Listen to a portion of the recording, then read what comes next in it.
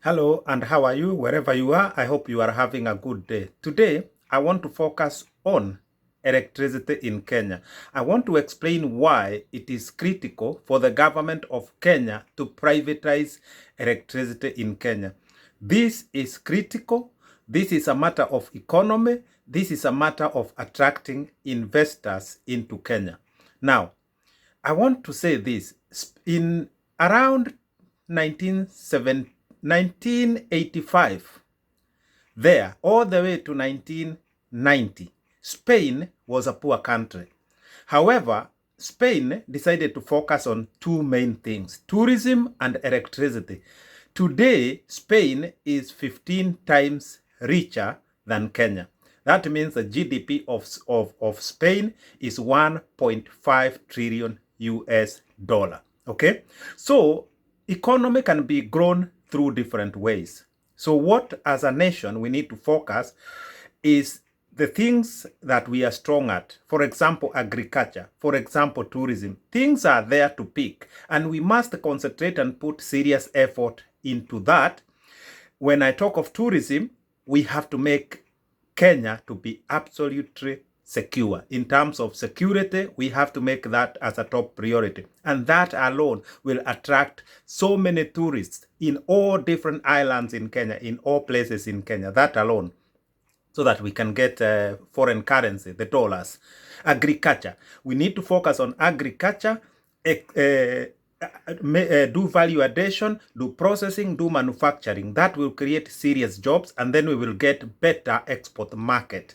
That is another area. But like I said, this channel will be dedicated into highlighting areas where the government need to focus in terms of economy, in terms of public service. At one point, we'll talk about education, we'll talk about the health system. But for today, I want to say all I want to talk about is electricity. You know, if you go around Kenya, so many places there is power blackout.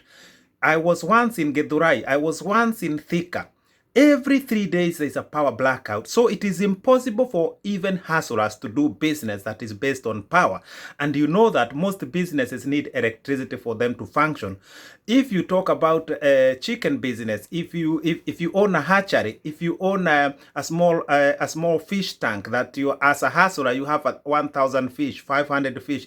All of this cannot function. Hatchery cannot function. Your food in the fridge is rotting. People are suffering in Kenya as a matter of electricity, and this is a national disaster.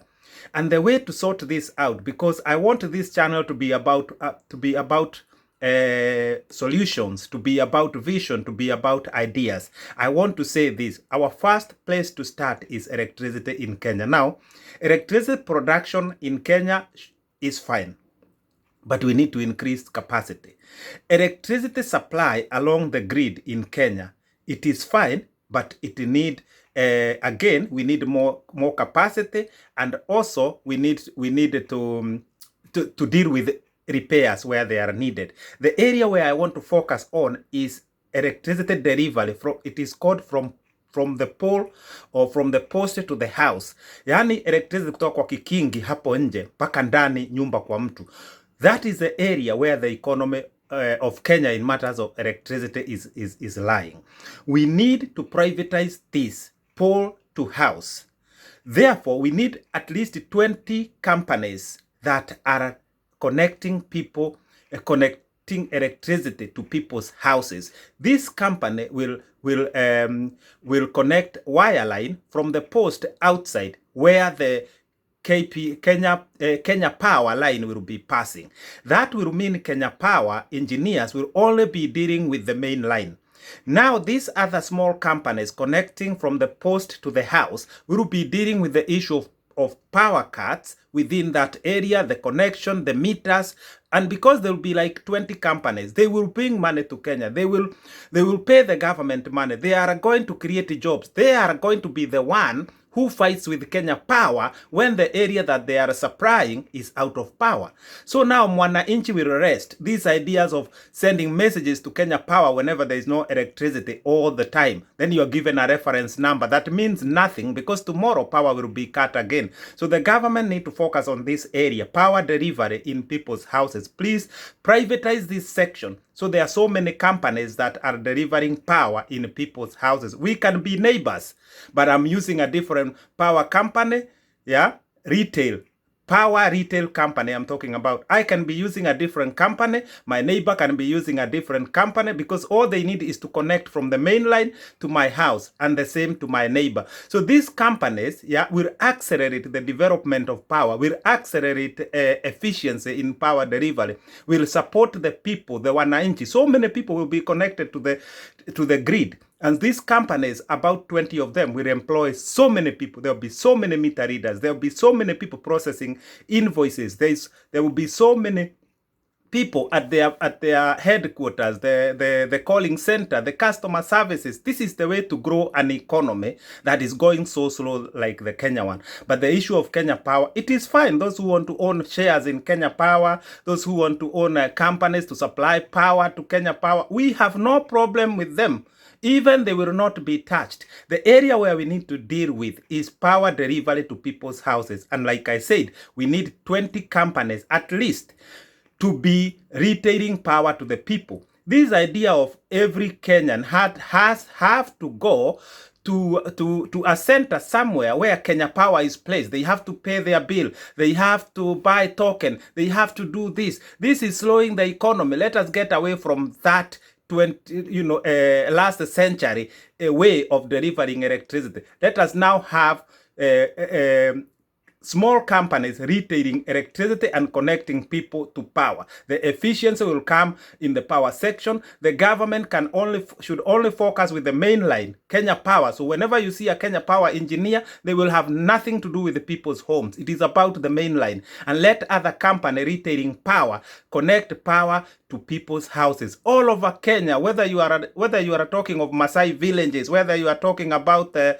Orma villages in Gariseni and Lamu and wherever, you will see the economy in terms of power going, basically growing very fast. And this is going to help small companies, it's going to help big companies, it's going to help hustlers to start small businesses from their home. Power is a massive issue in Kenya. Power is a massive letdown in Kenya. Let us go this way, the way I am talking about. This is how electricity is retailed in a country like UK, where power goes off once every maybe 20 years. And if it goes off, people are paid money, because you could have lost food in the fridge. You could have lost your chicken or your eggs that were in hatchery waiting to hatch. That's why people are paid money when there is a power cut. The government must compensate the people. This is how people deal with power cuts in Europe. And that's why you see the efficiency is so good. But the beginning point for Kenya is to have a number of at least 20 plus companies retailing power, yeah, connecting power to people's houses. We will have dealt with the issue of power once and for all. In matters of supply or not having enough power to supply to Kenya, that will be dealt with, and there will be investors to invest in that area if we first deal with these issues of every hustler, every Wanjiko having to struggle so much to deal with the power on a daily basis. Asante sana. And before I finish, please remember to subscribe. Let us subscribe. Let us give this video thumbs up. This channel is now dedicated to highlighting issues that need correction in Kenya and in matters of economy. Asante sana.